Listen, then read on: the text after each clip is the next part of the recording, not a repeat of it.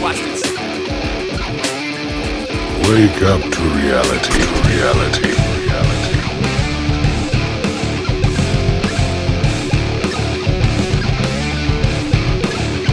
That all you got?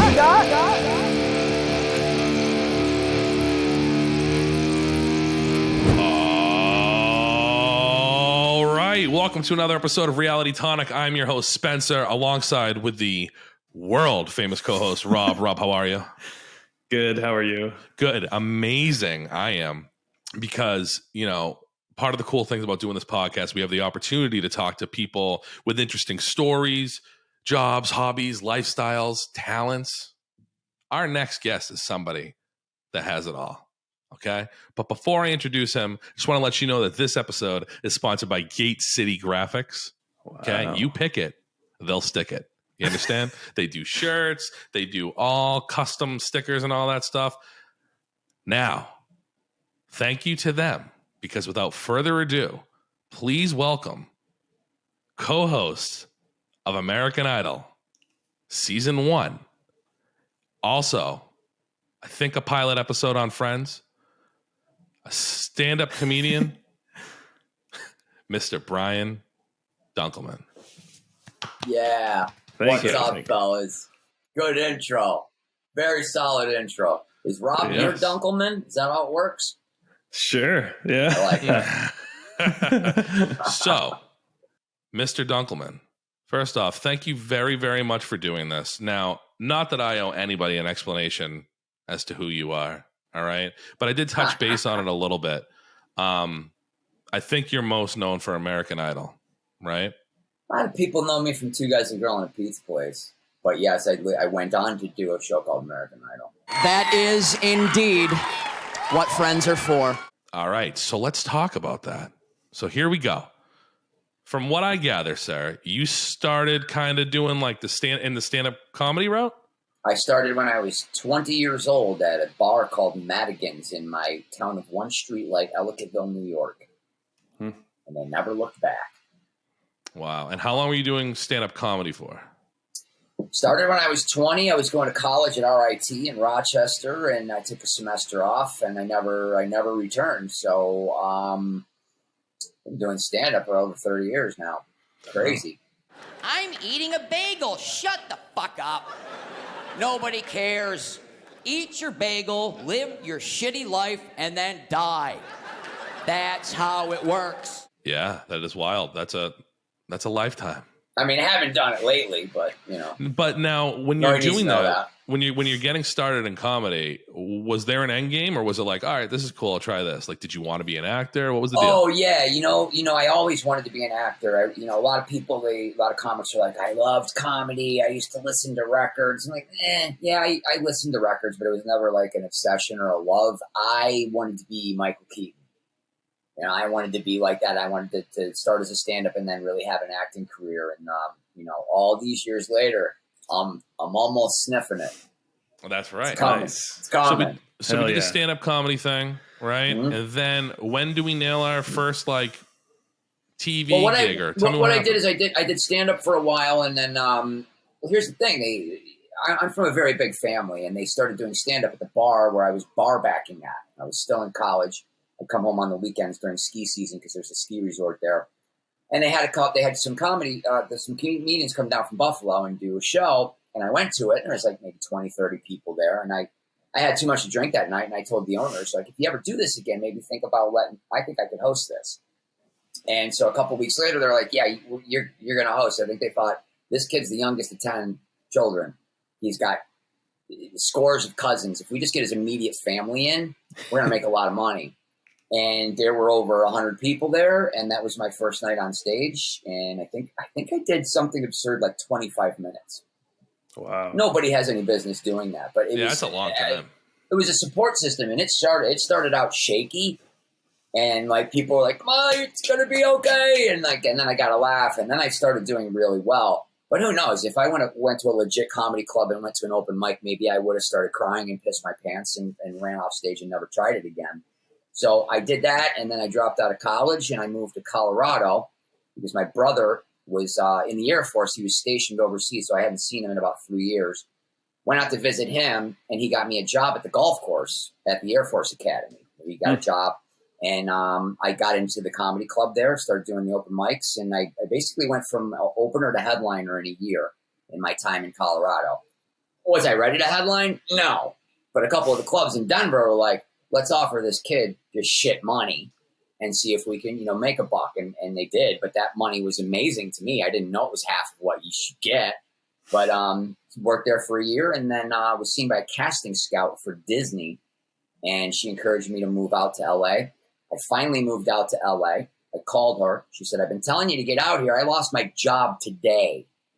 So who knows? If I'd have gotten there a day before, I might have gotten a huge development deal with Disney. And but anyway, I was here, crashed on a friend's couch, got my own place, and here we are. I've now lived here longer than I've lived in New York, which is an odd realization.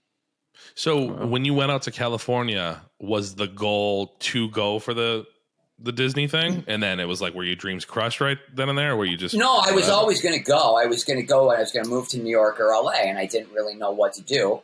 And that's why when my brother, got stationed in Colorado, I thought I had actually moved to Phoenix for a couple of months with a buddy, got into a contest, came in second, won $500, and then I was going to be like one of their house MCs and get regular work. This is a recurring theme with me. I went back the day after the contest. It was boarded up. It closed. It closed down the day after I had won, come in second in this contest. And so I had no work, and it dried up. And that's when I drove home through Colorado, saw my brother. He's like, you got to, why don't you just move here? I was like, all right, I got nothing going on in Western New York. So that's how I ended up there. But then when I moved to LA, the goal was maybe I'll go out and maybe I'll get on TV a couple times. That was honestly the goal. I don't know how this works. Maybe I'll get lucky. Maybe I'll get in a movie. Maybe I'll get on, a couple acting parts on a show or something. And, here we are. I got on a big one, which fucked everything up. Well, so we're going to go through a brief timeline here. All right, so you get there. Now, when do we start poking around TV? What's your first gig that people would remember that was mainstream? Well, my first acting job, my SAG card, if people don't know, that's the Screen Actors Guild, it's the union. I got that through a Unicare commercial. I booked my second commercial audition, and I went on, and I thought, I got it made. And I go to the fitting for this commercial, and there's two outfits. There's two of the same shirt, two of the same pants, and I was like, this is weird. And then this guy, he walks in, he looks exactly like me, except he's extremely good looking. Same size, and I'm like, what? He was the actor playing me, the patient, in the reenactment. So I was like the everyday looking Joe, and he was the beautiful guy. So that was my first real acting job. And then I got my SAG card, and I did extra work for the Jenny McCarthy sketch show. I don't know if you remember that. That was on MTV. Let me dig into your pockets real quick. At this time, for me and Rob, although, we're in the business, of course, it still sounds fancy when you're like, I nailed my first, this is the gig, right? What kind of money did you make? Oh, at that point, I think my first gig was for a co-starring role. I think it was $1,500. SAG scale. Flat. That's exciting. $1,500. But the great thing is back then, there used to be a ton of sitcoms. And I did Two Guys, a Girl, on a Pizza Place. That was the name of the show before they decided to drop the Pizza Place. It was too wordy. But I went back, I did that show 3 times.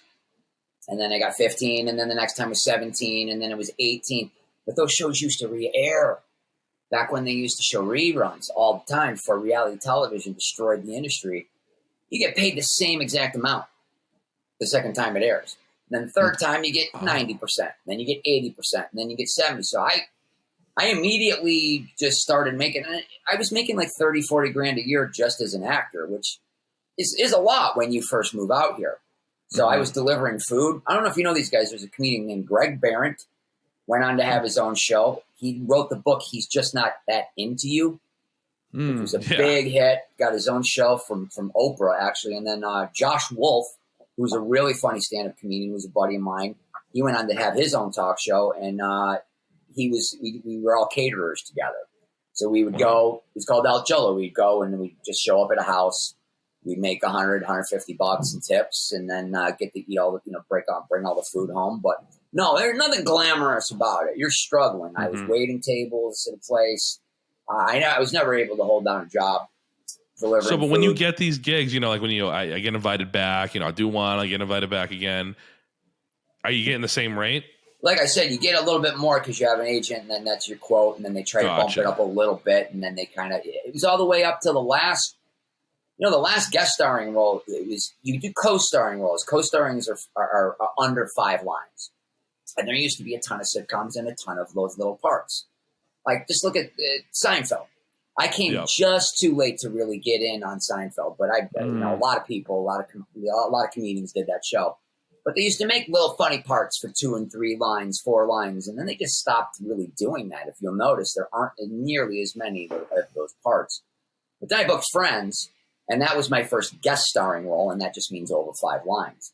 So that was like, I think the rate was a little over $3,000. And that's a huge deal. I remember watching something about Friends. Like when they were casting for that, I think everybody was hungry for that. Everybody knew it was going to be a huge hit. Well, a lot of people still think of me as the 7th friend. And by a lot of people, I mean me. But I've made a nice chunk of money out of that because, what's great? Every generation discovers it. And you're still getting paid for that stuff? I get decent. I got one coming for, how long ago was that? I think that was 98, 99. I'm not even sure. I got a check for $700 coming. Wow. So like every time it syndicates or it goes on DVDs, they show it on airplanes. So that's by far, that just keeps going. So, and then they put it on HBO, they put it on Netflix for a while, and so you get another round. But that was, it's really cool getting money when you did something for work you did 20 years ago. Yeah, that's wild. All right. So we're doing that. Start making some moves. What was the most consistent gig you had, sir? The most consistent gig I had, probably stand-up comedy. I mean, I wasn't doing a ton of road stuff, but I was working Vegas. I like to drink and I like to gamble. I like to drink while I gamble. What could possibly go wrong? I guess my question is when I say consistent, I mean acting. Yeah. The mean potatoes, There is none. I mean, unless you get a series regular role, which I have never had. I was building a resume. Okay, I was building an acting resume. I had done Two Guys and a Girl 3 times, Dharma and Greg, Third Rock from the Sun, the Hughleys. I did an episode of The Young and the Restless where I played private detective Doug Davies, who was hired to track down Victor Newman's missing sperm sample. And when we shot that, because the producers are on like an intercom, and I'm reading. It's me on the phone, so I'm in a booth and I'm reading. And my line is, "It's okay, where you're a pretty little head. We'll get that frozen Jolly Juice for you." I'm sorry, did he just say Jolly Juice? And I'm like, yeah, it's in the script. You want to change it? Baby batter, dong water, and I just listed off like 100. It's amazing I don't get asked back. But I was building my resume, and then I got a development deal with Castle Rock, who actually gave Seinfeld his deal. That's the production company that did Seinfeld. Oh, Castle Rock. We've seen that, Rob. That's on those every episode, before every episode or whatever. I just did, like they call them industry showcases. Like all the comedians that my manager represented just went up and did 8 minutes at the Laugh Factory. I had to quit cigarettes, though. My lung capacity is awful. I get winded running a bath. I need to lay down. Oh, forget it. I'll just stay dirty. And this guy, Glenn Patnick, liked me, and he's like, if he's got any ideas for shows, I'd love to hear a pitch. And I you know what I came up with? I came up with what ended up being Dickie Roberts. Remember that movie? Who was in that? Was that Nick Schwartzman or something? I'm not throwing anybody under the bus here, but it's David Spade. And it was David a child Spade. star actor. That's right. Child star actor who sued his parents for immunity, and then he had to crawl back to them. I wrote, that was my show. I wrote the treatment, and a buddy of mine that I, was working was like, I'd really like to show my bosses your treatment. Anyway, a couple of years later, I see this movie, and I'm like, that's kind of a coincidence. And literally, the first 2 minutes of that movie is the treatment. What are you gonna do? Sue Adam Sandler? That's not a good career move. So I found out, I learned about the business. But here's the thing: I pitched, and I had always joked, I'll get a development deal for my own sitcom, and then the world will come to an end. Well, I got my deal something like September 8th of 2001. Oh, And a couple days later, we kind of thought the world was ending. I mean, it was a weird time out here. They were barricading studios. It's like, oh yeah, Al-Qaeda is going to hit Paramount next. Like there were cement blockades. And it was a very strange time, but I pitched everywhere, but they bought 1/3 of what they normally do because everything was so up in the air. But one of the guys that I pitched to remembered me a year or two later when this show Pop Idol. And I told my manager, I'm like, we're not going on any hosting stuff because I had stopped. I'm like, we're making progress with the acting career. That's what I want to do. And he's like, hey, do you really want to piss off Fox? They asked for you. And I'm like, all right. So I went in and I auditioned, and here's the thing, and I talk about this in the film. It's one of those, there's many moments in life where there's a crossroad where you could just completely branch off into a totally different reality. Your life can be completely different. Well, I auditioned. They said, can you stick around? The executive producers will be here, and they're coming over. They'll be here in less than an hour. I'm like, fine. And I was told there was parking validation paid for. They had just run out of validation stickers. And I was pissed. You ask no, there's no glamour.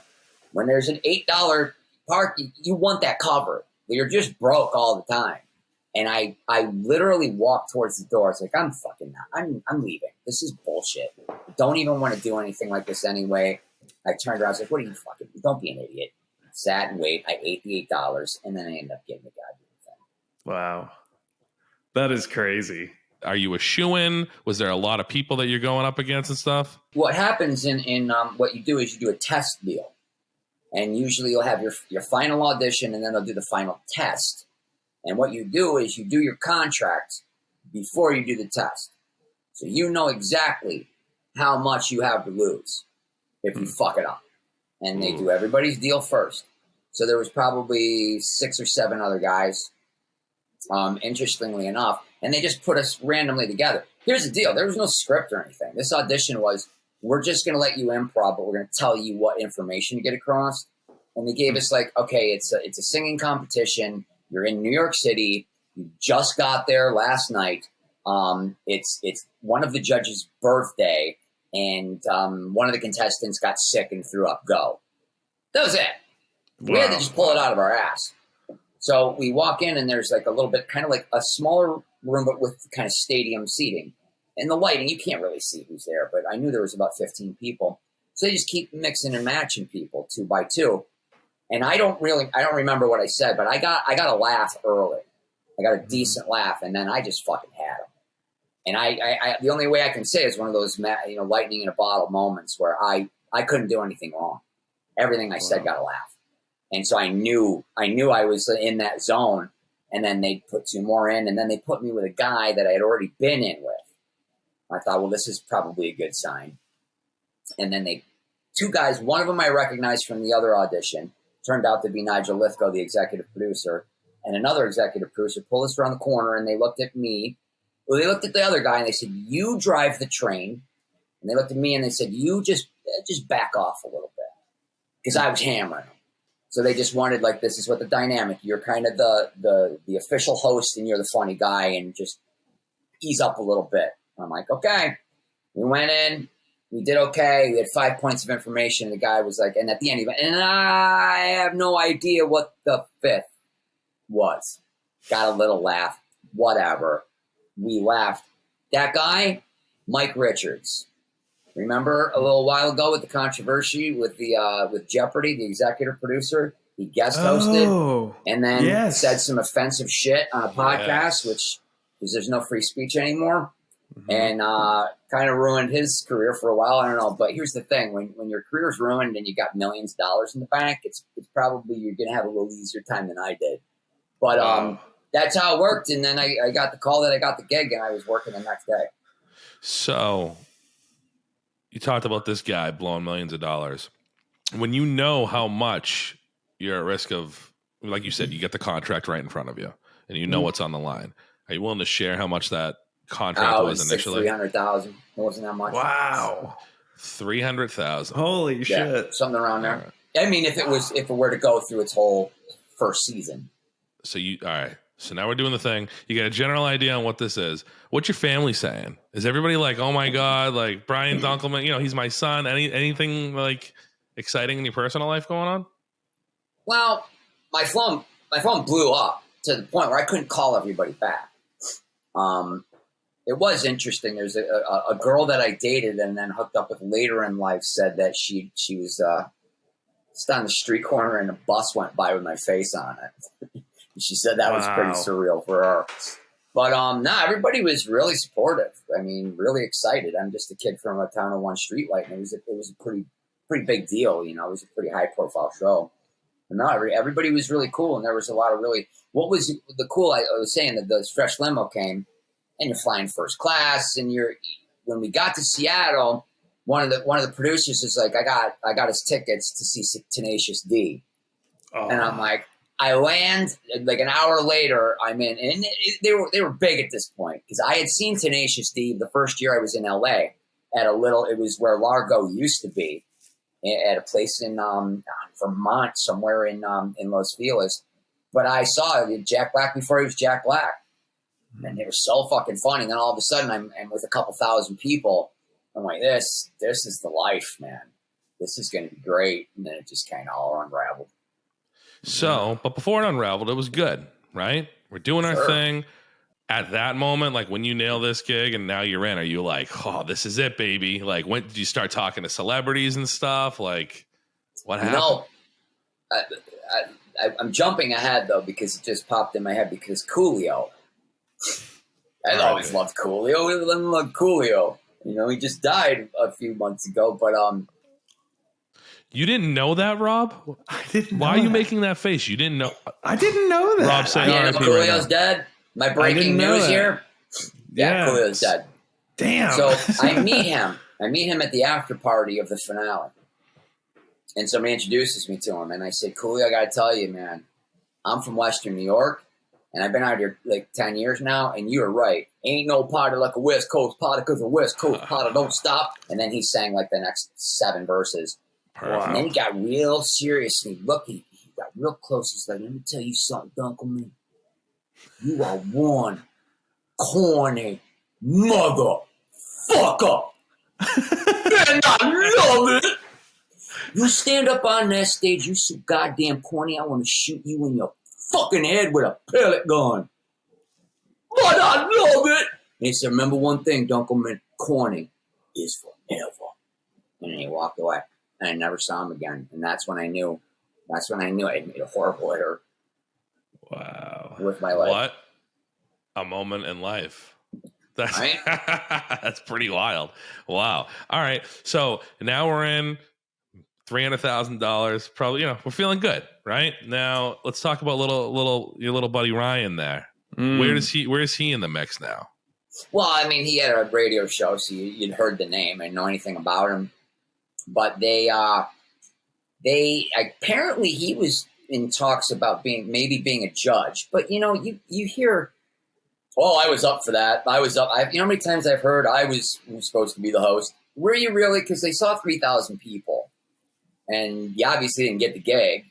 But I think a lot of people were up for the judge. What I was told was he just kept having his agent call, and he had a prior working relationship with the American executive producer that was assigned to the show. They had done American Gladiators Jr.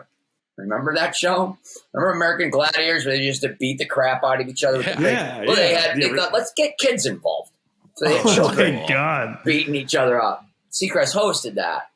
And so I guess the next day I had to have – so here's the thing. I got done with my audition, and I immediately went to a buddy and started drinking. Went to his place because it was incredibly stressful. And it ain't shoveling coal, but when you have to be on and focused like that, it messes with you. And so I'm 3 Jack and Cokes in, and I get a message from the casting agent, and we can't get a hold of your manager, but we need to see if you can meet tomorrow at 7 a.m. And I thought, are you fucking kidding me? I'm not going anywhere. I'm not going anywhere at 7 a.m. And I'm not auditioning. I'm done. There's no way I can only fuck it up. I can't. It was perfect. I can't do it again. What they want me to meet this guy, Ryan Seacrest. So we had breakfast, and then we went and we auditioned together. And I'm telling you, I sat there for an hour, over an hour, just sitting there waiting, just trying not to lose my shit. And what I didn't realize, there's people running back and forth with papers and on the phone. And his agent was on the phone doing his deal. And I was told that they got my, I don't know, but in the country, he was like, Ryan speaks first. Ryan stands on the left. Ryan does, and that's how they were building his, and I did not know this.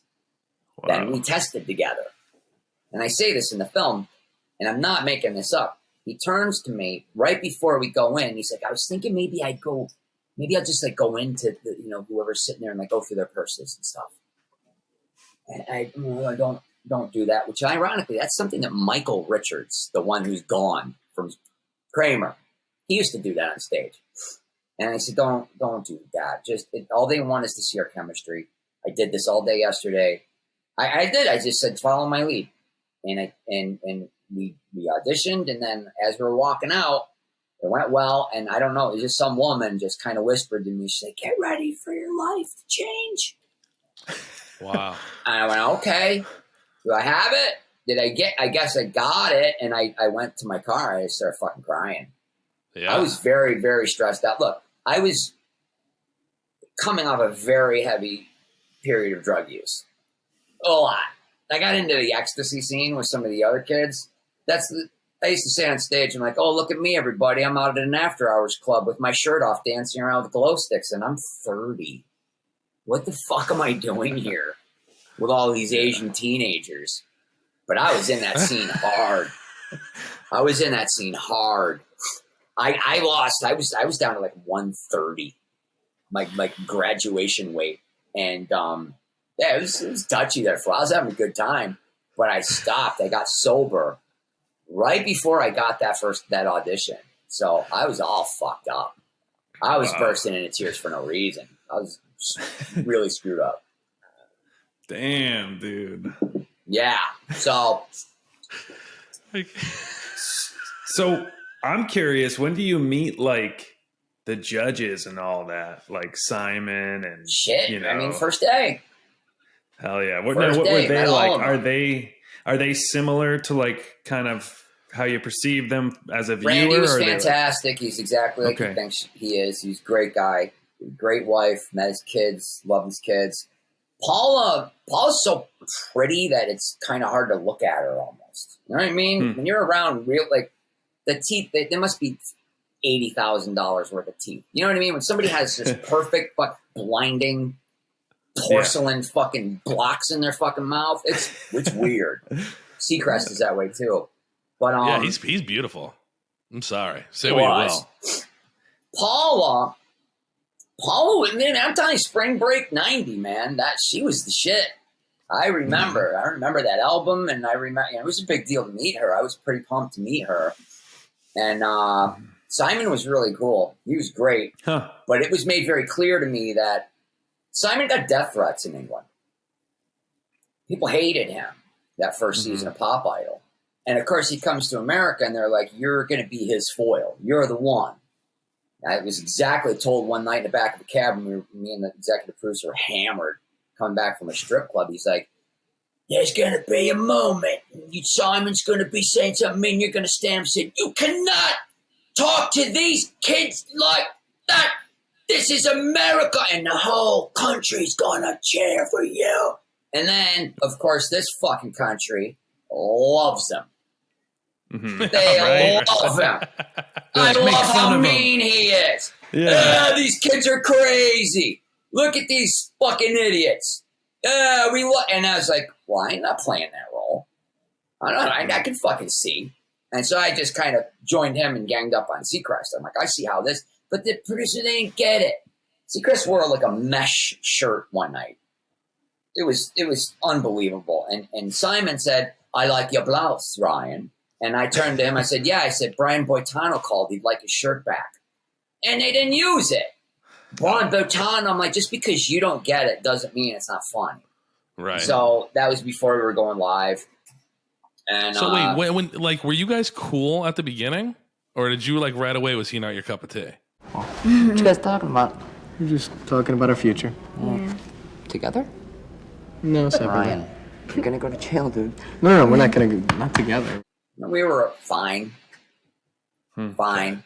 Everything was fine until Chicago. And so it was LA, and then Seattle, and then Chicago. And in Chicago, before we started shooting, the American producer, he came and before we started, he sat Ryan and I down, and they had seen some footage. And two things, he didn't think there's enough action going on. It wasn't okay. Second was, he said to Ryan, I need you to appear a little bit more sympathetic with these kids if they're crying. If they come out of the room, they're just be more sympathetic. So we start working. This girl, she comes out of the room. She runs straight to me, and I just give her a hug. She's bawling. Seacrest comes over and rips her right out of my arms, takes her from me, and shoves her in front of the camera. Oh, my God, are you okay? And I can see the producer, and I mouth, what the fuck? And he just goes. And that's when it turned. That's when it turned. So he's just kind of like a hog, got to be the center of attention kind of guy. That's what it seems like. It's pretty clear he wanted to be doing it solo. I mean, I think that's safe to say. Everybody liked you over there? Did you get a good vibe there when it was going good? Yeah, everybody seemed really cool. Everybody was nice. I got along, like I said, with Simon, During commercial breaks, he'd lean over. He's like, I know I should be upset because you're insulting me, but it's brilliant. I love it. When can I come and see you do stand-up? It was really nice. It's all really just kind of an act, But he and Paula, she's so sweet. I love her, but boy, she cried a lot. A lot. I just remember in one airport, she's crying, and Simon and Randy, and I just hear Simon say to Paul, like, we lost a rather strange bird. It just sticks out in my memory, just the little things like that. But yeah, it was turmoil and shit show, and they were treating those kids terribly, and it's just, that was my first experience with reality television. And all I can tell you, my experience was in scripted. Well, when you're on a sitcom, the word collaborative is what sticks out, because you have writers, actors, producers, crew, lighting, everybody. It's just one common goal. How do we make this as funny as we can? How do we make this as good as we can? But reality television is, how can we elicit a genuine emotional response from this person? Not an actor, but this person. So what can we do for them to get really angry? Or how can we make them cry? That's the difference. I can write you a check for the cookies, right? Because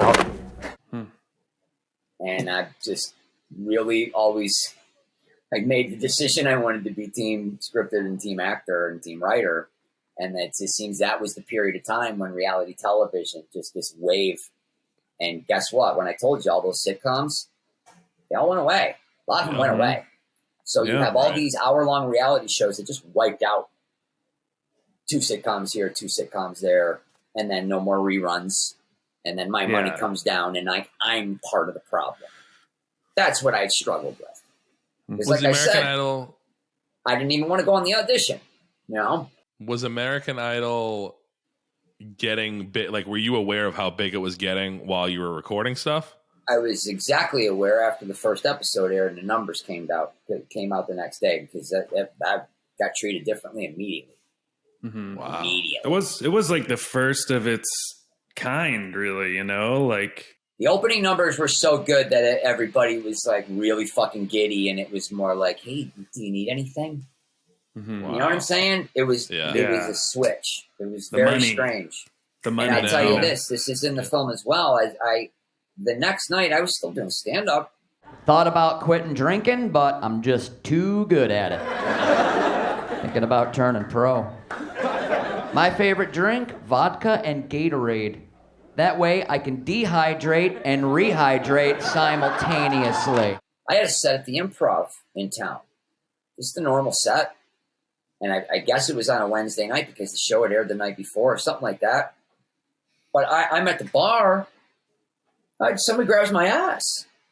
there's a couple cougars. I'm like, whoa, what the fuck? Because they had seen me on television last night. When I got introduced, there was like a cheer.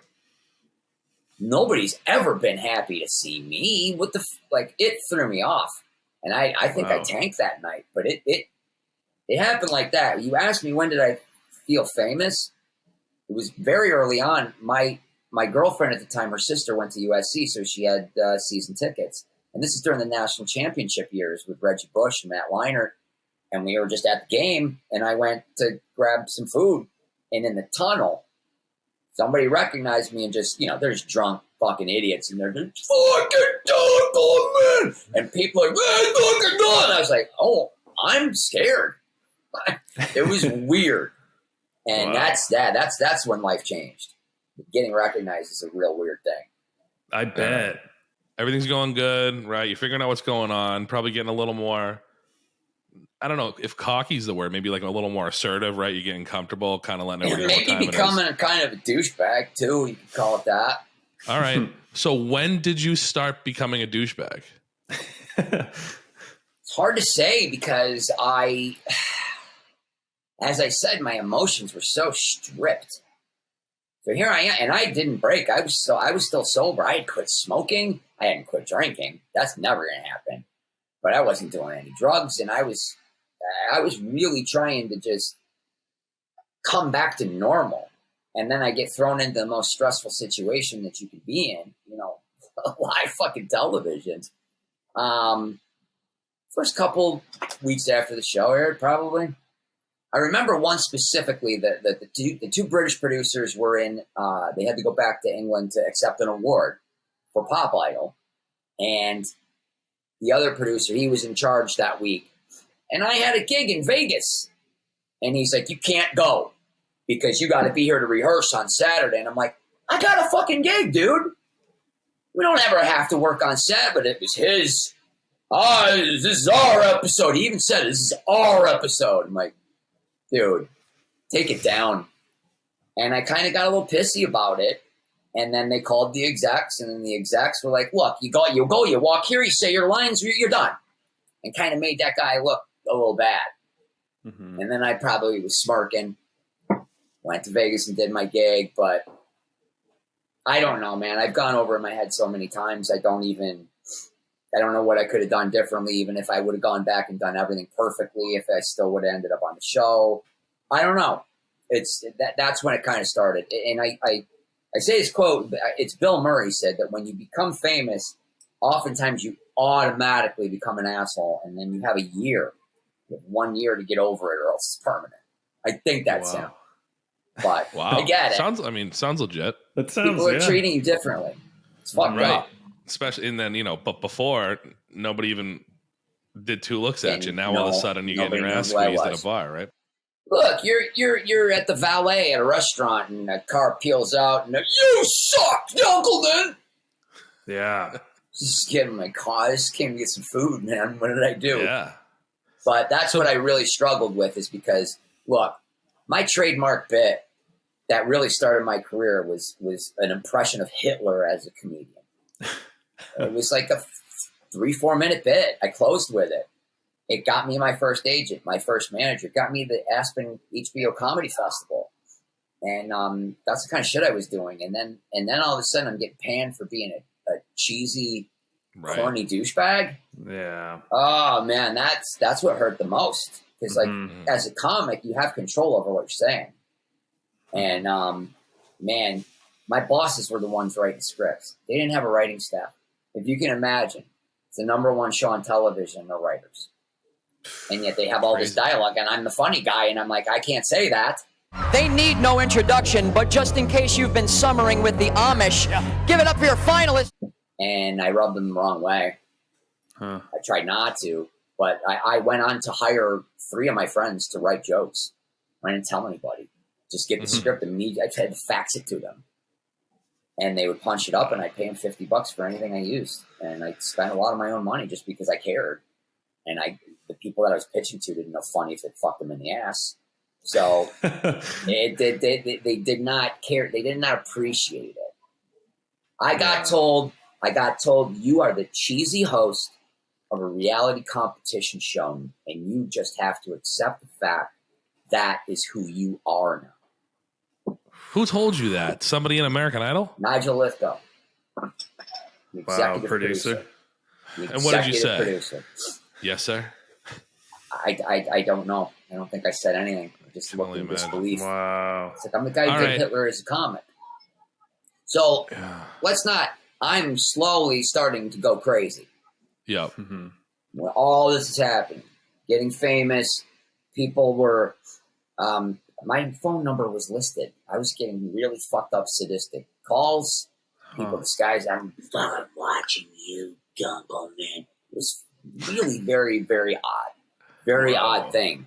And I was losing it and drinking more and more and more, and just to kind of cope with it. Just kind of came a little bit unglued. Wow. So then we Yeah. wrap up the season. It's huge. Kelly Clarkson's there, right? Number one. Is she a sweetheart or what's the deal? She is wonderful. She was really, really great. We're going to get into her, though, because there could be some litigation coming. Gotcha. She was the All right. sweetest. What a great kid. And just another example. I'm walking through the halls before a show. Kelly's sitting down crying.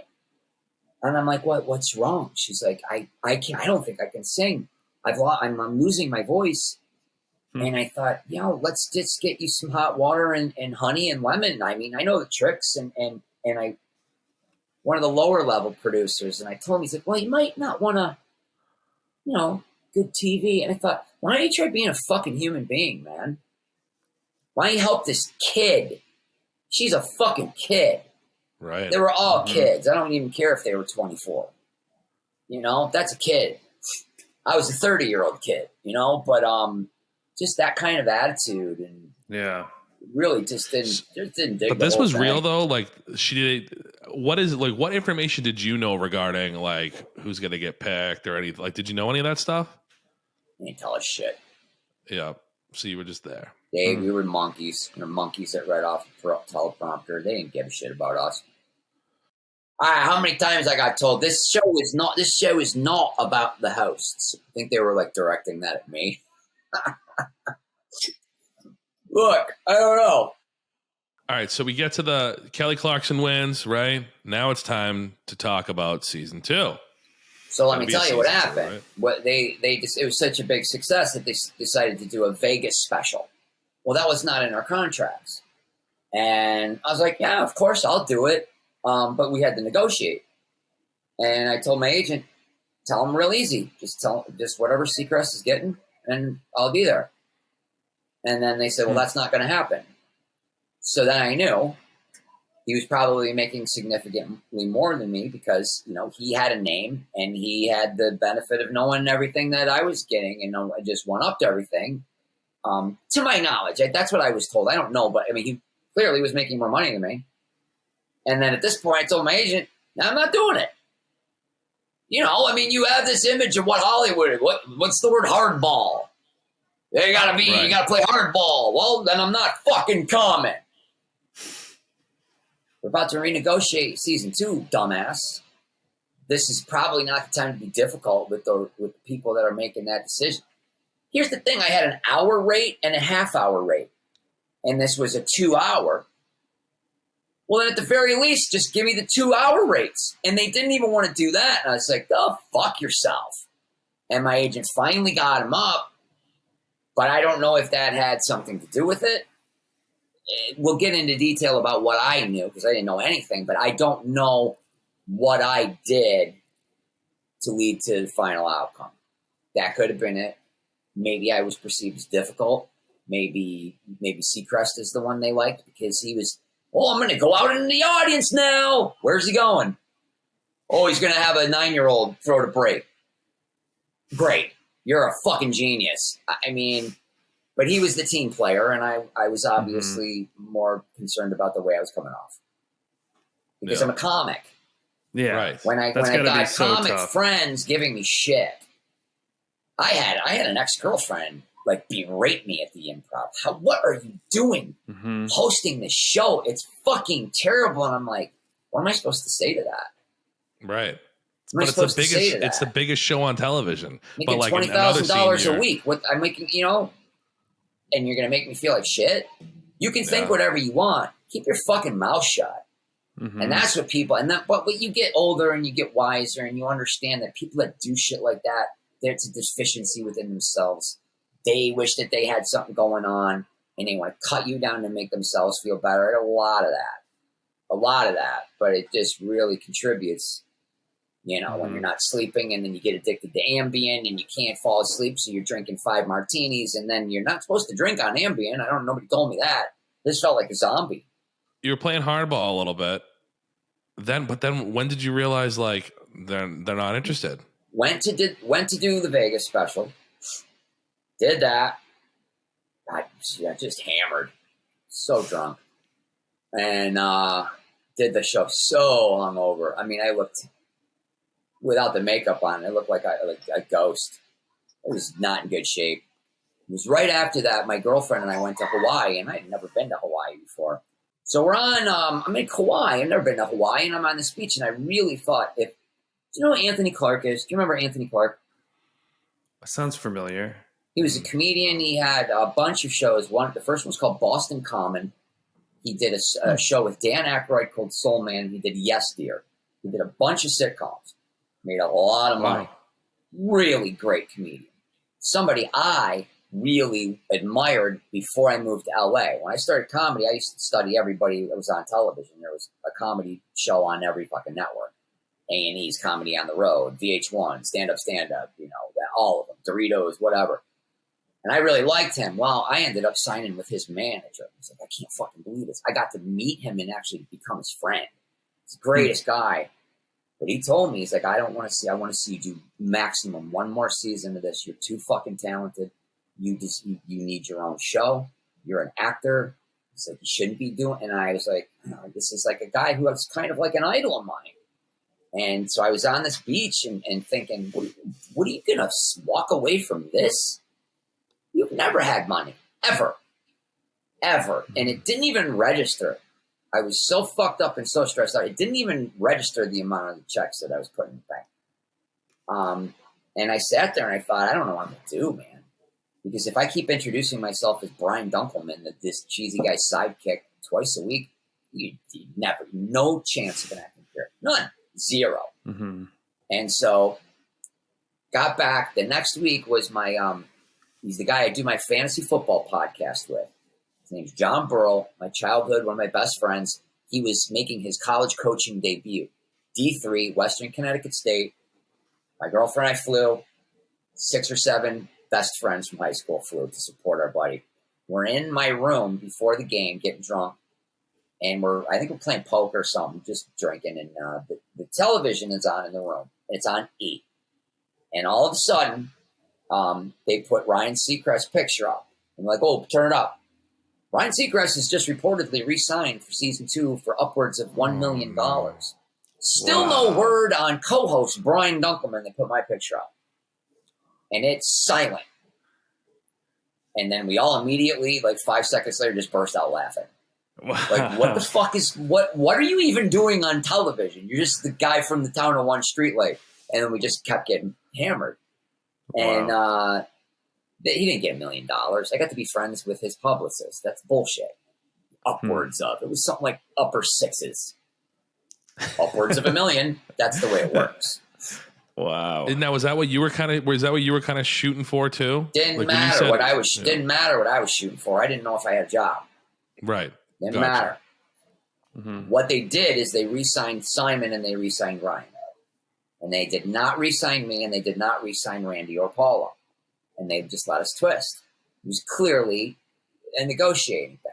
Because obviously Simon was making more, like, this is the way it works. Well, I got my agent telling me, just relax, everything's fine. And then I got my manager going, I don't think they're gonna have you back. And so I'm like, I don't know what to do. I don't want to do this. But am I in breach of contract if I quit? Because they technically had a 6-year option on me. So I didn't know. Well, I was scared. Howard Stern's talking about me almost daily. And I wouldn't have known about it if I didn't have a couple friends calling me all the time. I'm like, don't fucking tell me. Don't tell me anything anybody's saying. What are you doing? You're not helping. Right. Well, I finally was like, fuck it. I'm calling Howard. because I don't like it when somebody fucks with me or does not like me or does not know who and what I really am. And my agent got Gary's number. I called, and then I stayed up all night with a couple buddies. I had paperwork, every line, every response I could have, every joke. And then he just liked me immediately. And he started defending me to callers, and he just liked me because I had the balls to fucking here I am, Howard, walking into the Lion's Den. Well, how's your summer been?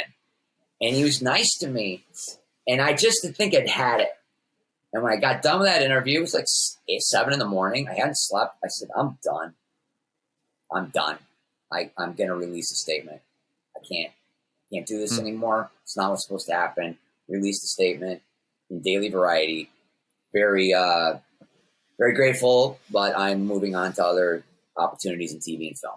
And all I can tell you is that my agent the next day said he saw the head of publicity for Fox, and he told me that he said that everybody was shocked at Fox. We're very disappointed, and they figured if it ain't broke, don't fix it. So that's what I lived with for over a decade, thinking that I had completely fucked my life up because I didn't work. I didn't work afterwards very much at all. I worked a lot more before. And I fired my agent, I fired my manager, and then I couldn't get another one. I had no representation, and that's when I couldn't get out of bed. After second season of American Idol started, that's when I couldn't get out of bed because it premiered to 33 million people. And I was like, well, they're not, man, it's prime time. It's regular TV season. People aren't going to stop watching Frasier. They stopped watching Frasier at 33 million, and that's when I went off the deep end. So that's when my career was completely fucked. Although I did still have some opportunities. I booked a couple pilots and a couple acting pilots. They didn't go. But that's when I started doing drugs again. But did everybody kind of start distancing themselves from you from American Idol at this time? Because everybody conveniently doesn't know what's going on or whatever, or what? No, yeah. Well, I mean, my manager and agent were gone because I got to fucking get rid of them. Mm-hmm. I did. I really got fucked up. The guy's dead now, but man, he doesn't realize what Paul Abdul's manager at the time was trying to poach me all summer. Inviting me over to his place. I'm like, come on, man. And then September, football season, you got to come watch the Bills because he was from the Buffalo area. I finally had a meeting with him, and I told him I want to be an actor, no hosting, nothing. And he listed off some agencies. He's like, well, the first thing you got to do is fire your manager because otherwise this is unethical. I can't even really be talking to you right now. I get it. My publicist has set this whole thing up. I fired my manager. Did not go well. He was very angry. And then I called the publicist a day later. I said, well, I fired my manager. She said, I'm so sorry. The other manager called a couple hours. He just said he doesn't think it's a fit right now. And I went, I just fired my agent and my manager. I got rid of all my representation. And then this guy reneged. And I could not get another one. In fact, very reputable company. And I had one of the managers really liked me. And she set up a showcase at the Improv. Brought the entire company down. I did 15 minutes. It was the best I'd ever done. It's the best stand-up set I've ever done in my life. I'm not kidding. People were high-fiving me as I left the room, as I walked out. 2 days later, she calls, we couldn't get anybody. We just couldn't get everybody on board. And that's when I thought, it doesn't matter what I do. It doesn't matter. Can't do any better than that. And one manager turned me down and says, you've got the stink on you. Nobody believes you. My advice, leave town. For a while. Oh my God. And I went, you're out of your fucking mind. And he was right. I couldn't get him out. And then coke and booze and gambling and, mine didn't last that long. So then we see now, you great, go you're on the paying I a lot remember of watching commissions. you. You're not making $300,000. You got an agent who's taking 10, and then a manager to 15, and then the publicist, and then the taxes, and then all that shit. So you learn that real quickly. It ain't that much money, right? So then the deep dark hole. That's where I went for a long time. No, I remember I remember seeing you on the Howard Stern show at the World's Biggest Loser or something. Gary called me and he's like, listen, you got this bit. I don't want to offend you or anything. I'm like, Gary, who the fuck you talking to? What is it? He's like, well, we got this 3 30-year-old guys that are virgins, and then we're going to decide who's most pathetic. And the guy who wins is going to be able to fuck one of the girls at the Bunny Ranch. Remember the Bunny Ranch in Vegas? Oh, yeah. Yeah. And so I'm like, we want you to be a judge. I'm like, well, who else you got? Well, we got Pete Best. I said, hold on a minute. You got Pete Best said yes? Do you know who Pete Best is? Pete Best was the original drummer of That's what I was going to say. Yeah, yeah. I had been calling myself the Pete Best of American Idol. And then I started calling Pete Best the Brian Dunkleman of the Beatles. And I'm like, I'm in. And he's like, well, the third was going to be Jackie, but Jackie the Joe, he got all pissed off and offended. I'm like, of the three of us, Jackie was the one it was beneath him. All right. And so we went, and I'm going to tell you, man, that night I'm hanging out with Pete Best, Dennis Huff, God rest his soul, who was the owner of the Bunny Ranch, and Ron Jeremy. Wow. And I'm just thinking, what in the fuck happened? What happened in my life? I was nobody a year ago, and then I was at the time, and now I'm hanging out with these three. Wow. It was insane. That Crazy. is crazy. I'm sorry. Did you have more to talk about, or did I cover it all? No, that's what I was. That's what I was. Yeah, but you know what? And then they said something like Howard said to Pete, like the rumor is that you were getting all the pussy, and that's why Paul and John they didn't like that, and they pushed you out. And I jump in, I say, that's almost exactly what happened to me, because Seacrest was all pissed. I was getting all the cock. And then Artie, after, so he's like, what a fucking great line that is, man. Let's see Brian Seacrest improv a fucking line. You're funnier than shit today. As he's mocking me because I'm working crackers in Indianapolis. And I'm thinking, yeah, I'm working crackers, dude. I'm working wherever they'll take me. But that, that means more to me than that a respected comedian said, you were fucking funny today, than being a billionaire. I really mean that. We're fucked up. I believe that. I've listened to a lot of comedian podcasts and stuff like that. And these guys, it's a lifestyle. It's about, you don't want to sell out. You don't want to sell your soul and stuff. And if literally all you're doing is providing art through, your stand-up, somebody censoring that it destroys everything. It's tough, but like I say, in retrospect, I should have shut the fuck up and just done whatever they told me. But man, would I have killed myself?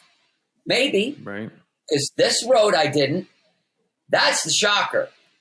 I never fucking did it. Right. I never killed myself, and I was threatening to. My girlfriend came home. I was on the floor with a bottle of bourbon. I'm like, I'm flat. If you would have told me I was going to be out of work for as many, I said, oh, there's no way I wouldn't have fucking been taking a dirt nap. It's not the way it was supposed to go down.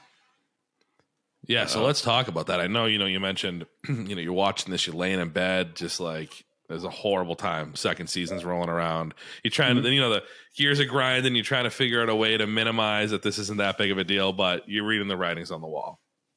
Let's talk about the whole mental health aspect and thoughts of suicide, threats of suicide, drinking and drugs. How bad did it get? Well, here's another funny thing. I'm paying this publicist, say $2,500 a month. Now, when you come from nothing, it's a lot of money. Mm-hmm. Well, I just kept paying her. Nobody told, I just thought you're famous. You have a publicist now. You don't pay him every month. You pay him for when you. So they were just making shit up for me to do. And I got a call. Do you want to ride in a Formula One car at California Speedway? I'm like, yeah, of course I do. And I think it was. I know it was I think it was the drummer for Van Halen, a couple Laker girls, a soap actor, and we got to ride. It was a 2-seater, so you got a professional driver and you got a seat in the back. And you're going 170 miles an hour, and I'm just screaming because it's just a guttural reaction. And we're coming down the final stretch going in the last turn, and I literally had the thought, just go into the wall. Just go straight into the wall and end this. Because I was so miserable. I was so screwed up. I did not want to fucking be alive anymore. But as I say, I got too big an ego to ever go through with it. You know what I mean? Isn't that like the biggest? That's the biggest admission of defeat, right? Taking yourself out. Well, then I definitely lose. Guys, Right. just trying to regain the tiniest bit of integrity, the tiniest bit of respect, and actually work significantly again has literally kept me in this game this whole time. That's just the motivating factor. But it was a long, dark period. So now, how do we recover? Is it we getting some gigs, or is it therapy? I'll let you know. It's a work in progress, man. Oh, yeah. It's a good answer. It really is. I am not. I don't think about it anymore. I can't believe it. I used to regret it, and I don't anymore. 'Cause I'm happy now. I really am happy, and I'm grateful I went through that experience because, like I'm very honest about it in the film. I went through something that made that made me think about it as the good old days. My life got so much fucking worse, and it really put it in perspective. Like, oh, you're just not rich and famous anymore. But now you're in some life and death shit. And that, when you have a kid, then nothing else matters. It literally doesn't fucking matter. Right. So that really took me out of it, because it was just like, well, you can't have the career you wanted to have. You can have a family. And then basically, my kid's mom became an alcoholic right after he was born. And the next 6 years were literally almost a continuous state of fight or flight for me. And now, this is how I gauge happiness. Things were so awful, now they're not. And I'm trying to work this out on stage. Like, it's a weird thing to open with. Was anybody's life so fucking bad before the pandemic that it was a relief when the pandemic came? Like, my life has improved. So all I can tell you, before the pandemic, I was at the tail end of a 3-year divorce and custody battle. I was flat broke. I was driving an Uber. I was unhireable. And then the pandemic hit, and I didn't have to work. I didn't have to pay rent. I didn't have to pay utilities. I didn't have to pay for anything.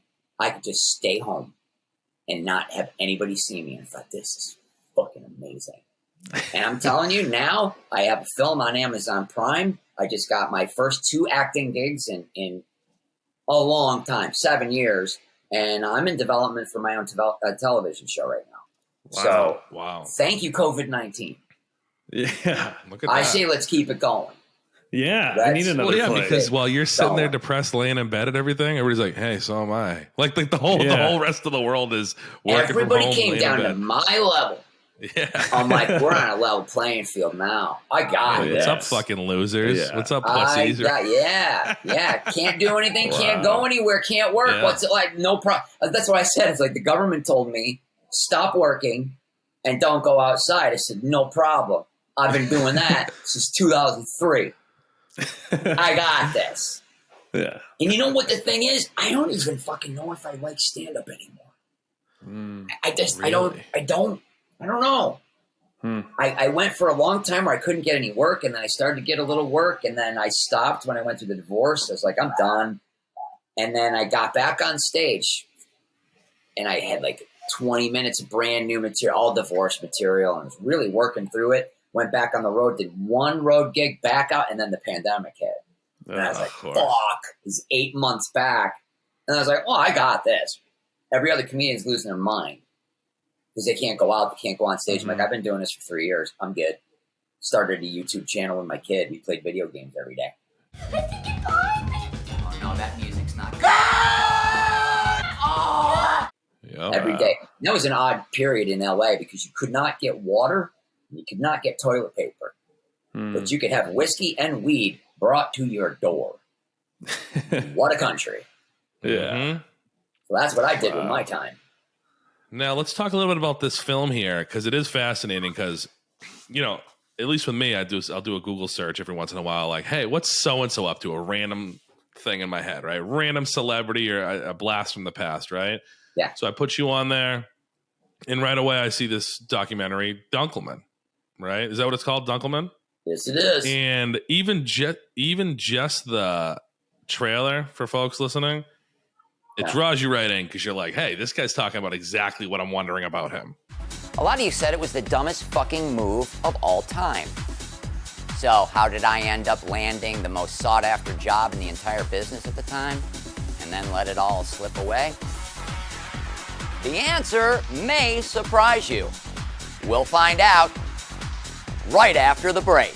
Right? And I have the opportunity to listen to the whole thing. At least, you know what I'm saying? And I don't hold anything I didn't watch back. the whole thing because I wanted to do this interview. I wanted to ask you the questions before I already know the answers. Yeah. But I think I recall looking at one of your interviews.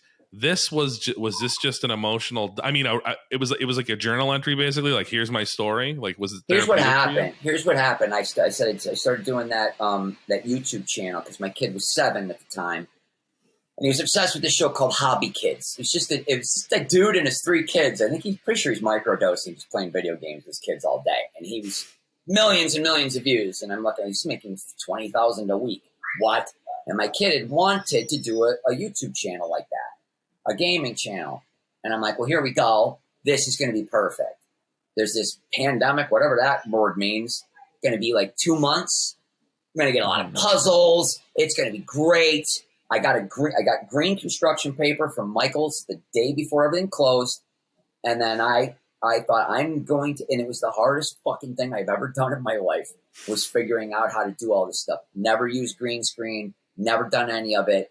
And there were so many times where I was like, I can't do it. And I thought, you're doing this for your fucking kid. If it's the last thing you do. And ironically, everything you need to know to do a YouTube channel, it's on YouTube. You just have to do the research. It'll tell you right what to do. And you'll figure it out. And I did. And it was so time consuming. I mean, hours just for a 20-minute, 30-minute video. But it was perfect for me. So it gave me something to focus on. I started posting them. And I'm telling you, some of these videos were getting maybe a dozen views. I'm not exaggerating. 12, 15 views. I don't know how to promote, clearly. I just know how to create shit. Well, one of the guys that was watching him was a director. A guy who had known my previous agent, the one that was I had when I was on American Idol. And he kind of got sucked in, and he started watching all of them. And then because he had nothing to do, he did a deep dive on me and what happened to me. And of course, he knew me from Idol. And it had turned out he had a notebook with movie ideas, and for years. And one just said Dunkleman. He contacted me on my birthday because I hadn't gone anywhere, and I'm finally, I got to get out of here. I drove to Palm Springs thinking maybe I'm going to die. I don't know. You're not supposed to go outside. They had a pool open. I played golf. I got a call the morning of my birthday. My manager's like, I got to call that. I'm looking into him, but he wants to do a movie about your life story. Okay. Had a call with him the next day. We talked for 3.5 hours. And I'm just telling him, I mean, from the beginning. And then we keep in touch, and he's writing all this stuff down. And then he's like, I want to have lunch with you. And so there's a couple places that had outdoor eating. We had an 8-hour lunch. He's furiously taking notes. And I'm just telling him everything that's ever happened to me. And then he's like, what I want to do is I want to shoot a little, like a trailer, like a teaser for investors for a feature film. I want you to play yourself like Howard did in Private Parts. I'm like, is this fucking real? This is nuts. And so he rented a theater. It was me and him and one other dude running cameras, 2 cameras and sound. And he was going to like shout out, okay, now tell this story. And I just saw it the night before. I got high and I thought, should I have written this down? Should I have written this out? Should I have written out a one-man show? Ah, shit. The next day I show up, I like, just turn them on. Just turn them on. We wrote a little something to get into it, to start it, to intro. And then I was like, I'm just going to start talking. Doesn't matter if I drive an Uber. Doesn't matter if I'm on a fucking television show. Just trying to be the best dad I can. And I think we got 4 hours of footage of me just talking. And I improvised. I didn't write it. I improvised my life story. And then we would praise, okay, try this. And then, oh, let's make sure you get that. And then we just keep going. I was doing like 7-minute takes. And that night, he started looking at the footage. He called me. He's like, dude, some of this is so fucking good. he's like, I think we have a whole different separate project here. And so he cut together a rough cut. We pitched it. Everybody wanted to see it. They were pitching it as a documentary. And I'm like, it's not really a documentary. It's me in a theater talking straight into camera. It's really a 100-minute monologue. And there was very little in it, maybe a picture or two. And so we were pitching to HBO, and they all liked it, but they wanted to see it as a finished product. So instead of anybody putting any money into it, we were like, well, okay, well, if you want that, then let's do a deal, and then we'll put that money into it, and we'll make it look. A documentary it's a lot to look at. There's a lot going on in most documentaries. This is not that. And so it did not sell, and I thought, I'm finishing this. And I did it on my own. And I had to learn I had only known iMovie. I learned how to edit on Adobe Premiere. I had one friend help me, and I did nothing but work on this for, I think, 4 months. And I did it all myself, and I had to learn. And then I submitted it, and Amazon accepted it. And now it's up there. So that's how that happened. It was just completely random. And then put the trailer on YouTube. This woman who has a production company calls my manager, saw the trailer. I've always been a really big fan of his. My first question is, where the fuck have you been? All these people, you say you're such a big fan. Why didn't you hire me over the last 15 years? You know what I mean? So then we had a meeting, and cut to, we shot in September, and we put together a mini pilot, and we're going to be going out to everybody in town with this. It's basically Curb Your Enthusiasm with me, that kind of style show. Just don't hold anything back. Are you kidding me? I'm gonna rip my guts out and feed them to you guys. I'm gonna let you crawl inside my guts and push your way out through my cornhole. I think that's actually how a monkey's born. I like this one. Yeah. Come on in. And like I said, I just booked a big national campaign for a commercial, and I did an acting gig. And so like everything is completely turned around for me. Wow. It's really amazing. So I have a chance now at the acting career that I left American Idol for in 2002.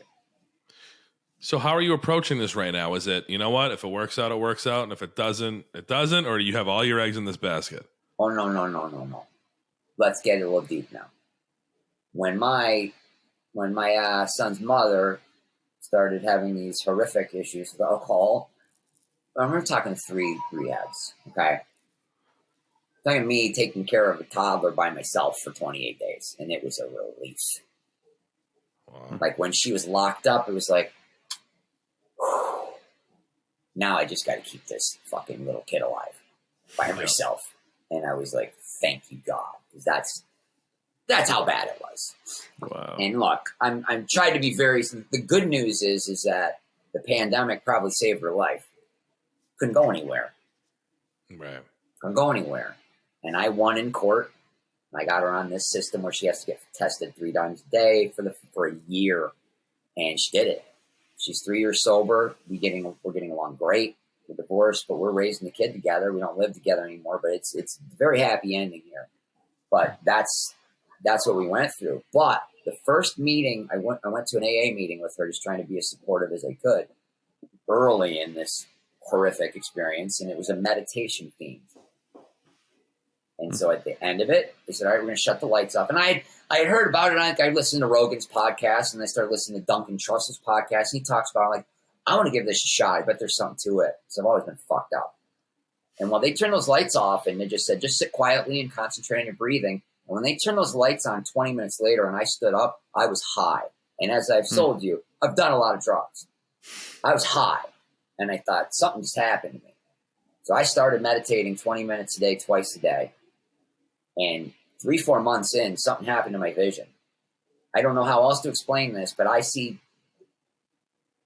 tiny specks of light, tiny everywhere. It's more pronounced at night, but I'm looking at the wall. It's all I see. Everything's just made up of all these tiny, and they're moving and swirling in patterns. And if I smoke some weed at night, close my eyes, it's a fucking show. Something happened, and I looked it up. And they're like, it's called visual snow. It really fucks with some people, but they say it happens sometimes after a Kundalini experience. I had something happened to me. I'm 8 years in, and about 4 years ago, I was still struggling, driving an Uber, and I thought, I don't know what I'm doing. I can't make the correct decision. My life is chaos. Everything's fucked. I ain't making my own decision. I'm not making another decision. I'm done.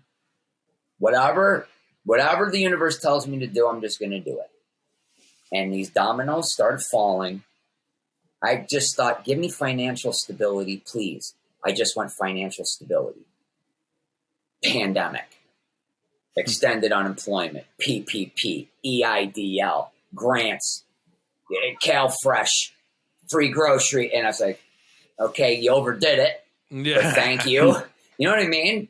Mm-hmm. And then that's when all these things started to happen. And then all these synchronicities right in a row. And it's been 4 years now. And I started seeing 1111 everywhere. And if you don't know what that is, it's a fucking thing. Am I telling you that the universe is talking to me? Yeah, it is. It is. You don't know why. The gig that I got, the acting 2-3 episodes of the show that's going to come out soon, I didn't audition. Casting director, fan of yours. Just an offer. An offer? Okay. Show's called Second Chance.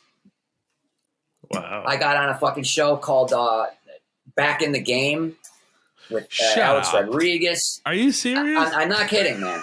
I'm not kidding. And what's more crazy about this is that I got in, I was driving an Uber. Guy got in the back. It's a long ride. And he just, like, a couple minutes, he's like, you're an actor, aren't you? And I'm like, fuck, somebody recognize me. He didn't recognize me. And I'm like, well, I used to be. He's like, nah, you are. I can tell. You were good. You're good, too. And I'm like, what's this guy doing? Turns out he was like a kind of an acting movement coach. Mm-hmm. And at the end of the ride, we started talking. I said, I've never told anybody this while I've been doing this. So I used to host a pretty big show. He said, what show? I said, American Man. I said, oh, fuck, that's fucking you.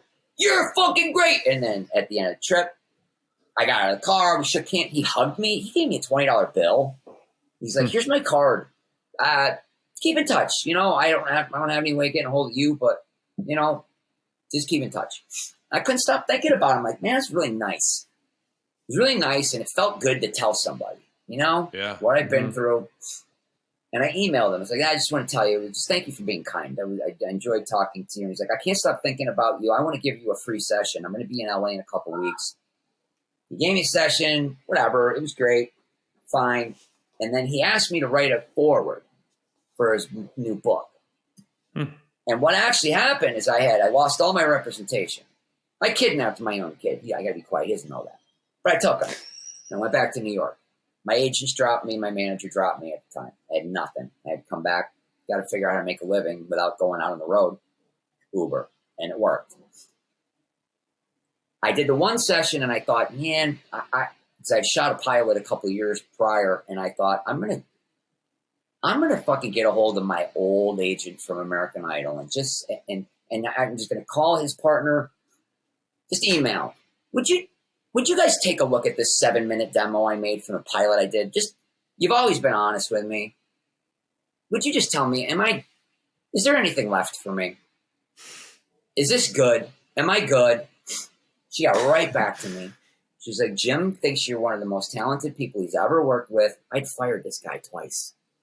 He thinks this is amazing. He would love to work with you again. A couple months later, I'm at a wedding. I get a call. Alex Rodriguez is doing the show. Here's what I wrote. The foreword for this guy's book that gave me the courage to call an agent. I said after just one session, I had the confidence to try in this business again.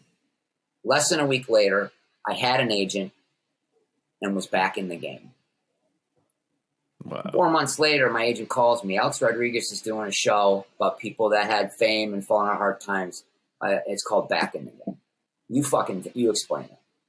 And I could list dozens of these examples. Dozens. I'm going to tell you right now, I was at the golf course yesterday. I imagine myself, I have 2 goals. And I've said this to people a couple times in the last couple months. I have 2 goals. Play in the Pebble Beach Pro-Am and for the Buffalo Bills to win the Super Bowl. That's all. That's it. Those 2 things happen. I'll call it a life. I got no other fucking aspirations. While I'm hitting balls, I'm imagining teeing off at the Pebble Beach Pro-Am. And then I imagine meeting Bill Murray. And I say to Bill Murray in my head, I say, hey, I actually worked with your brother Joel on Dharma and Greg. Joel is also an actor. I got done hitting balls. I went and I sat down in the clubhouse to have lunch. I opened my phone and I looked at Twitter. Joel Murray had just started following. This kind of shit has been happening to me for 4 years straight. And it's led to this film and it's led to this show. And I don't know if it's going to go and I don't know if it's not. And I am fine either way because I ain't fucking driving this truck anymore. You're going to get offers for shows that's like, hey, keep going, not too late, almost there. Seacrest was a dickhead. Don't take it personally. He's not happy. He's miserable. That's the name of the new show I'm going to be on. I'm like, you got to be kidding me. Yeah. Yeah. It's when I say, so that's kind of that's actually part of the show is I'm the guy that used to host American Idol and I'm in an Uber and I'm trying to raise a kid and then the universe is talking to me. Tonight, I'm hoping to help resurrect the career of a comic who had one of the biggest flameouts in recent showbiz history. My money went. It went like that. Brian Dunkleman is still quick on his feet. I was a terrible student. I thought a 401k was a really long race. Wow. Cool. And it's going to make good things happen to me because I'm done playing Charlie Brown. Look, when you get asked to play yourself in this business, it's a slippery slope. Yeah. And I've played myself too many times. And now look, I'm optimistic. If it's supposed to happen, it's supposed to happen. But the film didn't exactly make me a ton of money. But that trailer got that one woman to call, and she was a reality show person. And now it's morphed into exactly the kind of show I want to do. And she's never done anything like this. So it's a pretty incredible time. I'm playing with the house money. I don't give a fuck. I'm all into quantum mechanics. Every possible outcome exists in an alternate reality all the time. So every decision you make, there's a reality where I walked out that door because I didn't get parking paid for. There's a reality where I killed myself. There's a reality where Seacrest is talking to you right now. And I'm worth $450 million. That's the way I'm living my life. And I've never been happier. So I suggest, is it rationalization? Of course. But you explain to me. Why Joel Murray fucking follow me? Why? Why was that show called Back in the Game? Why was the other show called Second Chances? I don't understand. But I'm telling you, I'm 8 years into meditation. I bought in. I've completely surrendered. And you cannot argue with the results. What meditation? What form of meditation is this? I just do 20 minutes, and I don't even make a big deal about it. I guess you would call it mindful. Just breathe. Okay. Concentrate on the breathing, and then if something distracts you, just like, oh, I'm distracted, and now I'm thinking about laundry. You're supposed to be breathing. And just see, my problem is I'd fall asleep. I do that as well. Then just like that's a bonus. You got a little nap out of it. You're not supposed to, but don't get upset at yourself. Just do it. Commit to it. And I do tell people I'm not an annoying guy about it because there's some annoying people about it. But when you found the answer and when you've been miserable and you've been broken your whole life, that's in the film too. My father died when I was very young, and you don't get over that. And that's what set me on this. That's probably why I needed to be famous. That's why I needed to be on stage. Oh, this is what I want to talk about. I'm not even doing that much stand-up. Because as I said, I just kind of left the business. But then the pandemic hit, and I couldn't go on stage. Well, my mother died during the pandemic. She was 91. She was 91. She wins. It's all good. That's a good life. 91. Great. That's a good number. It's great. What wasn't great is that, to watch her go into the ground on a Zoom, which is not something I'd recommend. But I'm not kidding. The next morning I woke up and I was joyous. I played a role in her transition. I got someone to call who hadn't called, and she did, and she died 20 minutes later, and I won't get into that, but all I'm saying is that at about 2 a.m. after some drinks playing the guitar, and she was in the room, and I woke up the next day, and I've been happy ever since. Wow. I don't know what else to tell you. I almost went on a 1.5 year manic episode, but there was no depression. I've always had the manic depression, but there was no depression, and I wasn't doing anything crazy. I was just happy. I was just happy all the time, but I could not get on stage. So you know what I started doing? You ever been to private room karaoke? No. They have not. They have it in LA, Koreatown. And I've been with a party, like with 30 people at a birthday party, and I've been with one other person. You just get hammered. There's nobody around. You're just doing whatever the fuck you want. It's like, man, I really miss it. I wish I could go to that. That's the one thing I like to do right now. And I thought my living room's a private room. So I go on YouTube. Every karaoke song is on YouTube. Oh, Oh, I've seen you do that. I start singing. Generals gathered in their masses, just like witches at black masses. I started in the beginning of March, and I called it Dunkey because nobody asked for it. Wow. And I started posting one a week. And that's how I was grieving my mom. And then I just kept going. And then I had a breakup. And then I dealt with that. And I found songs where like, oh, yeah, I'm going to get this out. And then I went on a dating app and somebody ghosted me. And then I sang songs about that. And then I said, I got COVID. I got fucking sick for a month. And my voice was gone. I could pull off Leonard Cohen. And so I was singing only raspy voices I don't know if I'm dying because I don't know if you've had COVID, but I treated it with Crown Royal and sativa. I just got wasted the whole time. So I don't know if my lungs would have cleared out earlier, but I read one study, cannabis is actually good because it keeps the COVID-19, like I don't need to read anymore. That's the study I'm going with. You know what I mean? Yeah. That's an expert. COVID-19. Yeah. So funny. Cut to, I think I've posted something like 160 or 170 songs. I haven't stopped. And it's to the point now when I could have started doing stand-up again, I'd go out and do a set and I'm like, that sucked. I didn't even feel good. And then I'd go home and I'd sing 3 songs. And then my favorite part is I sing. And then in my head, that didn't sound right. I'll do it over. Well, I think I nailed that. Then I'll smoke and I'll put the headphones on and I'll listen. And I'm like, that's fucking good. I've literally trained myself how to sing. Wow. And you're doing karaoke songs. Well, I'm going to have a band. I'm going to have a band called the Dunkleman. And I want to have a couple bands. Look, I could have a band with a horn section. I could have I want to do a Doors tribute band called the Dorks. Love the Doors. Dorks. I love the Doors. I don't know if you know the Tragically Hip. They're my favorite band. I want to do a tribute band.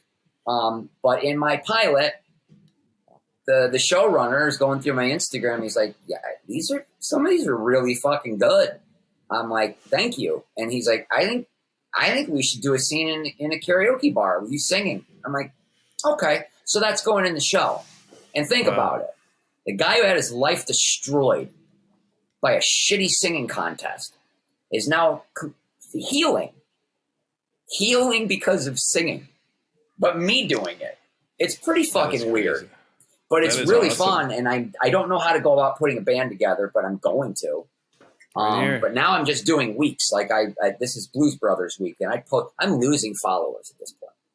I'm jamming these down people's throats. I don't give a fuck. They're not for you. They're for me and me alone. But somebody's gonna do a deep dive. Pour yourself a drink, take an edible, smoke a bomb, get some quality headphones, and do a deep dive. It's gonna be something. They're gonna ask me to be on The Masked Singer, and I'm gonna say no. Because I'm a fucking artist. All right. Well, that's the moral of this story. I left American Idol because I wanted to be an artist. So if you want to think I made the biggest mistake in history, okay. I don't anymore. I don't. Now I see proof. I see proof because the problem in this business is that Einstein's definition of insanity. The same behavior with expecting a different result. Well, that's half the people out here. Yeah, I know people that never even booked an audition, never got you shouldn't be here anymore. But I actually, all my acting gigs have been offers, which is awesome. That's a good problem to have. But I actually fucking booked one and got the call. You got it. Now I'm like, that's all I need. Now I know I can do it. Now I know I can. I'm supposed to be doing this. What the fuck else am I going to do? Well, I was going to ask because a lot of these YouTube guys, they're getting into they're fighting people and stuff, and I'm wondering who would win in a fight. Well, first off, don't worry about offending him. Who would win in a fight, you or Rob? How tall are you? I'm 6'3". You'd probably kick the shit out of me. I'm 5'8 3/4. Dude, He's got the wingspan. He's got that wingspan, man. Oh, it's a horrible reach. I'm dirty. It's so slow. I'm like a chimp. I'll rip your fucking lips off. I'll Yeah, fucking he rip your probably- balls off. Yeah, I'm he not, could just I'm not a fighter. hit Yeah, my knock glasses. his glasses down. And he'd be like, I can't see. Yeah, I can't see. No fair. No fair. No, I'd yell for Spencer to help me or something. no, I'd sit back and I'd watch that whole He would thing. love it. He would love it the whole time. Like how much? Like you remember they had that celebrity death match. Like how Yeah. much would I need to be offered? Like I did Celebrity Fit Club, but that was $80,000. Wow. That was $80,000, and then I started getting other offers. I was like, they want to put feelers out for Circus with the Stars. I'm like, Circus with the fucking Stars? How can I am not fucking doing that? I'm not wearing spandex. And then a week later, I'm like, hey, what's going on with the Circus of the Stars? What do you mean I didn't get it? You know what I mean? Yeah. Do you think you could? Who would win in a fight? You or Ryan Seacrest? In all honesty, in a street fight. I mean, I'm bigger than he is. There's no So question. you would have. Okay. Yeah. So You don't think ask he it, has? Rob. Do you think he has 2 decades of pent up fucking rage? No. I don't think He so. seems so robotic. That's a good word. Yeah. That's a good word for it. You will see when all your listeners check out Dunkleman, which is at a slashed. The prices are slashed. I'd make it free, but they actually won't let me. I just want the streaming minutes because you get paid for that too. But I did have a little come to Jesus moment with Seacrest on the Fox finale. Well, the Fox finale, and there's like American Idol is done, and I tweeted out immediately. I told you that show would never last without me. That was like the biggest action I ever got off a tweet. And then they asked me to come back for the finale. I was like, "Are you really?" And it was great. It was really cool. So we made peace. What brings you here tonight? I just wanted to stop by and congratulate the show on struggling along for another 14 seasons without me. Yeah, that's cool. That's good way to awesome. All close good. it. Yeah. You don't want to, like I say, you don't want to carry a bag of shit around. Right. Yeah. You know what I mean? That's Well- the whole. Like, am I going to be the guy that hates Ryan Seacrest? Because everybody brings it up to me. I would do interviews. I did one. I was live. It was a TV news station, and the first thing they said, "Do you want to just punch Ryan Seacrest right in the face?" And I just, you got to think something. You're live, like, no, of course not. But I wouldn't mind punching him right in the vagina. You know, I don't know how that comes off.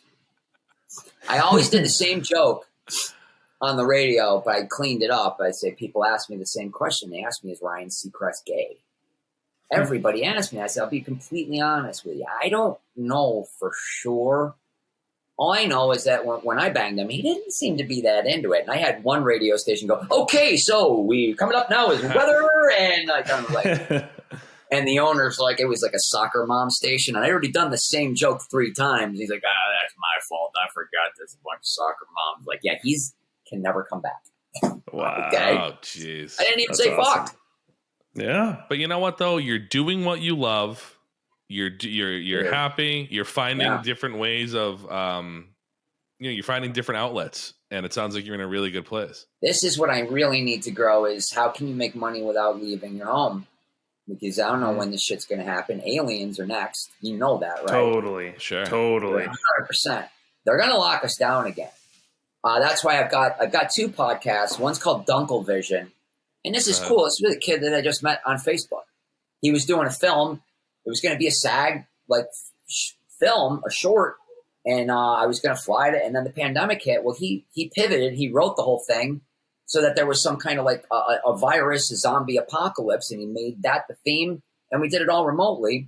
And he had this idea. We basically talked to, who we talked to? The voice of the Crypt Keeper. You know, people from your past, the nostalgia. We talked to Lisa, the little girl from the Robin Williams, Mrs. Doubtfire. People from the nostalgia talking about creativity. That's called Dunklevision.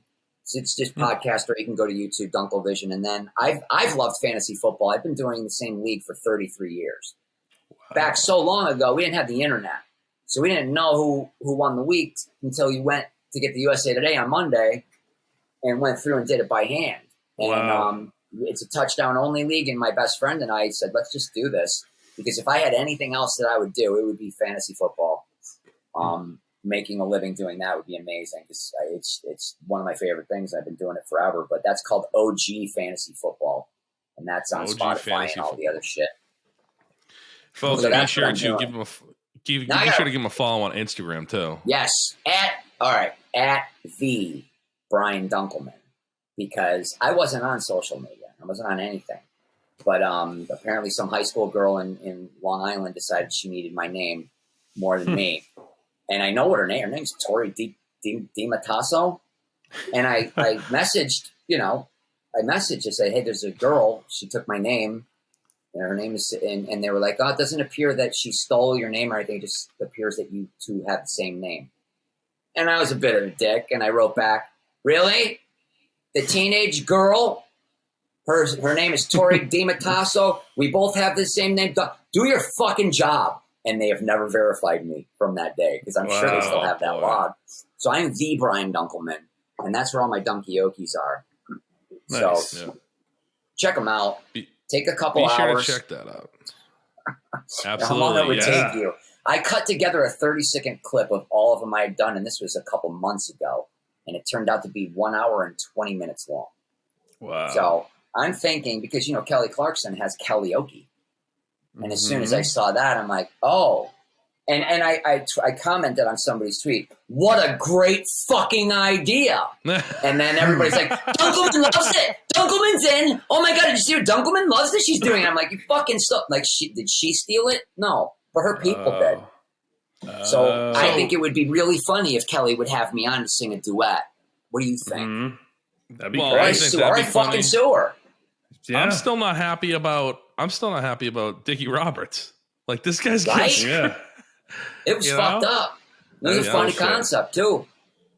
Unless you have any other questions, Rob, I think we covered it all. Well, We covered I at the have one very question. beginning, I'm not in holding the back. middle, I told in you. the end, Fucking and up Rob the has buck. more questions. So go ahead. I always ask one question at the end.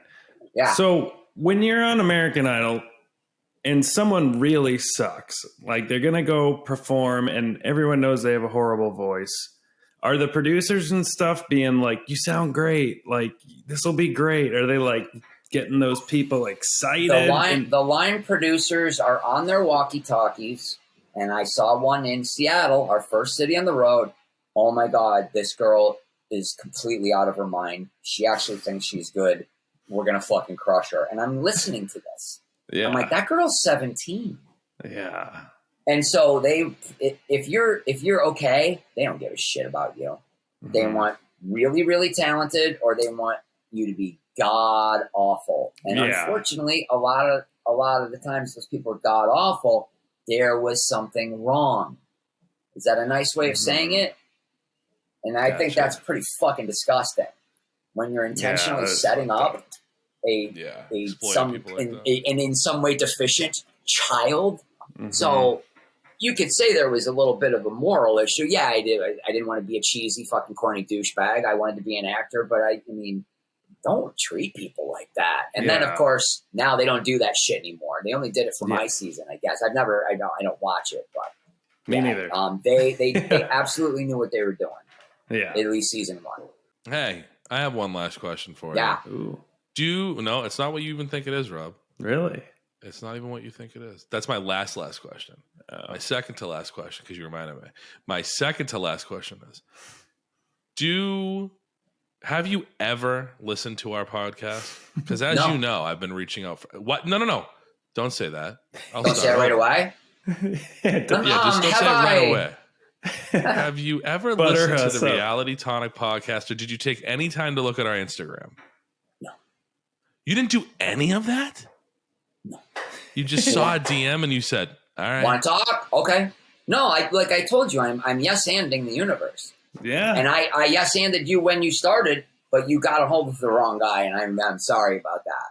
You should have just DM'd me, but I'm bad about checking those. Yes, and then you especially are. Facebook as well. Well, because I got people contacting me and then trying to fucking hack me, and like I've been fucked with for so long. I went home in I think 2004, and the mayor said, "Hey, my son says he's been talking to you regularly on Facebook." I said, "I'm not on Facebook." Well, there was a Brian Dunkleman on Facebook talking to people, talking to people in the industry, talking to people in my hometown. And it was not me. God. That's not good. And I use it. I'm like, it turned out to be this high school kid in Kansas. And I'm like, how big a fucking loser do you have to be to pretend to be Brian Dunkleman? Way to shoot for the stars, you little fuck. But I did. It took me a long time to get rid of him. Somebody stole my Twitter. Somebody stole my Instagram. It's a very strange generation obsessed with identity theft. Mm-hmm. Yeah. But no, so that, like I said, if anybody wants to talk, and I'm promoting a fucking film, Amazon Prime, Dunkleman. Just punch in Dunkleman, Dunkleman. It's $3. What are you gonna do with $3? Can't even get a cup of coffee. 7-Eleven. Exactly. Forget about Spend Starbucks. $3 and learn something. Learn something about the Dunk Master. All Fill right. your heart for $2.99. Fill your heart. That's right. In the eyes of an angel. Is that what they did? All right. Yes. And I'm telling you, the music career is going to fucking explode. Yeah. Well, we here at the Reality Tonic family, despite the lack of support from you, we will be I'm supporting on board you, now, sir. goddammit. All right. Regular listener. Yeah. Check it out. Check it out, baby. And I think we're going to sign off. But before I do, I have one last question. Mr. Duncan. Bring it. My kid and I are going to start the Blues Brothers. It's time to get educated. Do you like grilling? Do I like what? Do you like grilling? Yes, I do like grilling. Do you like spices? I do enjoy spices. You like seasonings, right? I like a So nice maybe seasoned. I like a nice seasoned ribeye. Maybe some rubs, right? Why not, right? Now, grilling essentials. Every once in a while, we'll open the drawer and we'll go, "Oh my God, where's the utensils?" Or, "Hey, where's that meat thermometer? Where's the apron?" Right? What if I told you there's one site you can go and it's all there: spices, apparel, utensils. And Wait a minute, are you telling me that if I need spices and utensils, I don't have to go to two? I don't have to get in the car and go to two different stores if I need those two items? I'm telling you, One you don't even place. need to get in the car at all. You don't need to go anywhere. You can do it all online. What the You hell don't is need this to all go about? anywhere. All you have to do is log on to www.grillyourassoff.com. Wait a minute, it's three W's? You have to put all three W's in. Okay. Yes, so you gotta hit the dot and then grillyourassoff.com. And when you do that, you're already getting a scorching hot deal. But if you enter promo code RealityTonic at checkout, especially now, Brian, because of the holidays and stuff like that, it's always good to stack up and get discounts, right? Sounds like a fantastic gift idea. It is, and it's the gift that keeps on giving. Do you know why? Because you can continue to use that promo code every time you buy something. It doesn't expire, right? They're not going to label you as a fraud or anything like that. They're going to hook you up. The guys over at grillyourassoff.com support Reality Tonic, and we support them, and we are so happy to be affiliated with those guys. And I thank you very much for your time. Thank you all for listening. Brian Dunkleman, thank you very much, sir. Thank you so much for going through all the hoops to get me on, and I'm sorry that happened. And I do appreciate it. It was fun talking to you guys.